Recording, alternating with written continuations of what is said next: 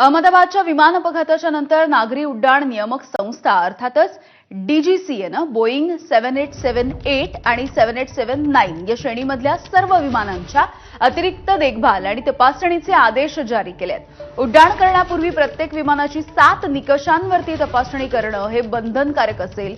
इंधन किती उरलंय हे दाखवणारी यंत्रणा, केबिन एअर कॉम्प्रेसर आणि संबंधित यंत्रणा, इलेक्ट्रॉनिक इंजिन कंट्रोल सिस्टीमसह एकूण 8 निकषांची तपासणी आता करावी लागणार आहे। तसंच या तपासणीचं निरीक्षण डीजीसीएकडे पाठवावंही लागणार आहे। 15 जून पासून हा नवा नियम आता लागू होईल। तर अहमदाबादमधल्या विमान अपघाताच्या नंतर बोईंग विमानांच्या संदर्भात नेमके कोणते निर्णय घेण्यात आलेत आपण जाणून घेऊया। इंधन पॅरामीटर मॉनिटरिंग आणि संबंधित प्रणाली तपासणार आहेत। केबिन एअर कॉम्प्रेसर आणि संबंधित यंत्रणांची सुद्धा चाचपणी केली जाईल। इलेक्ट्रॉनिक इंजिन कंट्रोल सिस्टीमची तपासणी,